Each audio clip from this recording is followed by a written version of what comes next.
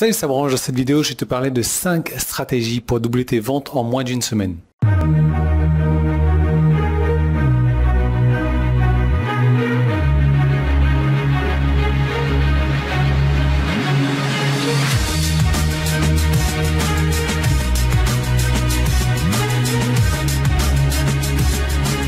Alors déjà, la première stratégie, c'est de ne pas considérer toutes les personnes qui viennent sur ton site internet. Et oui, on va vraiment parler de site internet, même s'il y a certaines personnes qui considèrent aujourd'hui que le site internet ou le blogging ou peu importe quoi n'est plus d'actualité. D'ailleurs, ce sont ces mêmes personnes qui n'utilisent pas les blogs, les sites ou autres qui, généralement, ne gagnent pas d'argent sur internet. Alors, c'est toujours intéressant de se créer un blog ou un site ou peu importe quoi, à condition de respecter les choses qui sont logiques, mais pourtant quand on les fait, on ne fait pas ce qui est logique. La première des choses à faire, c'est de différencier les personnes qui viennent sur ton site.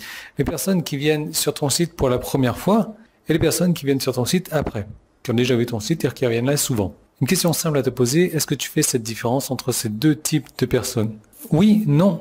Quelle est l'action que tu veux que le visiteur qui vient pour la première fois sur ton site fasse? Quelle est l'action que tu veux que les visiteurs qui viennent sur ton site pour la fois suivante fassent? Question simple à répondre, pourtant, personne ne le fait. Ensuite, autre chose qui est importante sur le site ici, c'est de capturer les adresses email. Comment est-ce que tu captures les adresses email? Est-ce qu'aujourd'hui, tu mets encore ton formulaire dans la sidebar, donc dans la barre latérale, et en disant, voilà, inscris-toi à ma newsletter. Je sais que j'arrête pas de le répéter, ça, mais c'est vraiment le truc le moins sexy à faire.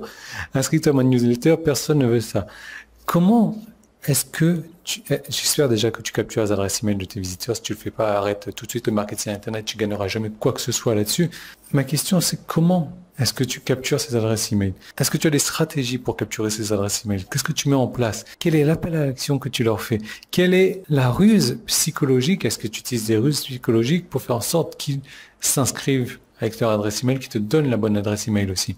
Ensuite, troisième étape, c'est quelque chose qui demande un peu plus à te prendre conscience de ce que tu fais ou de ce que tu dis. Il y a certains mots ou certaines phrases que tu peux mettre en place et dès lors que tu les utilises, ça va briser toute possibilité d'avoir l'action demandée. Donc l'action demandée, c'est quoi? C'est l'inscription à la newsletter, c'est le clic sur un bouton, c'est le clic dans un email, c'est l'achat ou peu importe quoi.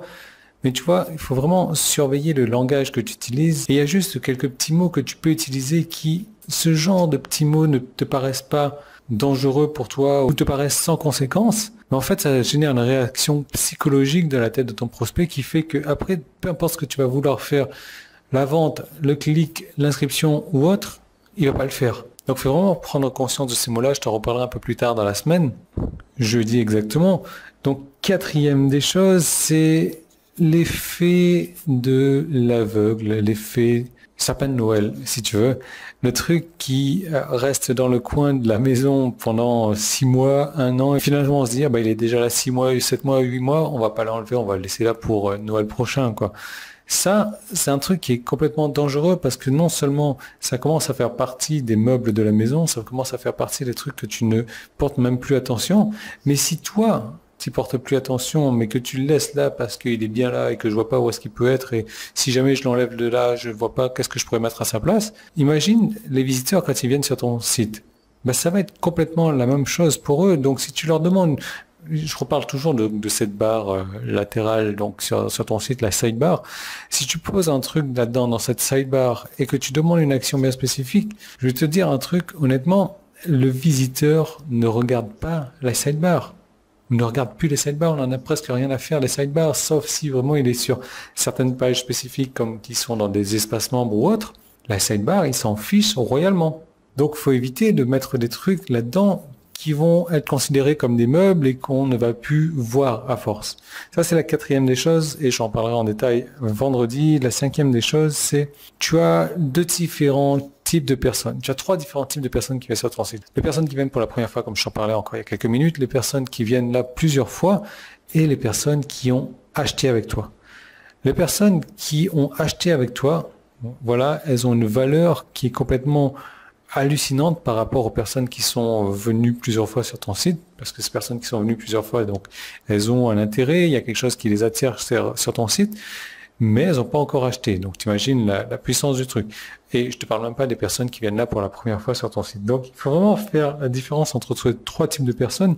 Et avec ces trois types de personnes-là, donc les clients, il faut vraiment adopter une approche complètement différente sur tes clients. Il faut les chouchouter, bien entendu, sans les mettre sur un piédestal, parce que c'est pas vraiment ce qu'on recherche à faire, mais il faut mettre en place des choses pour que ces personnes grimpent un petit peu les échelons et qu'on arrive à convertir ces clients en fans. Et les fans, c'est quoi? Ce sont des clients qui rachètent à répétition, à répétition et à répétition. Donc ça, c'est les 5 astuces que je vais te donner. Je vais t'en parler un peu plus en détail dans cette semaine pour t'apprendre à doubler tes ventes en moins d'une semaine. D'ailleurs, j'ai prévu une seconde vidéo qui se trouve située sur mon site. Donc en haut, en bas, tu as un bouton jaune, tu cliques sur un des deux.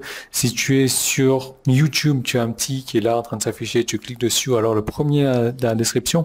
Et je t'emmène tout de suite vers une seconde vidéo sur les bonnes pratiques à mettre en place sur ton site internet, parce que dernièrement encore, j'étais sur le site d'un client et le site a du potentiel. Ce qui vend a du potentiel, ce qui fait a du potentiel. Simplement, quand tu vois son site, t'as pas envie d'acheter et c'est pas étonnant que les clients qui arrivent sur son site n'aient pas envie d'acheter non plus. Donc, j'ai créé une seconde vidéo 100% gratuite que tu vas voir tout de suite pour te montrer exactement ce qu'il faut faire, les bonnes pratiques à mettre en place sur un site internet pour vendre.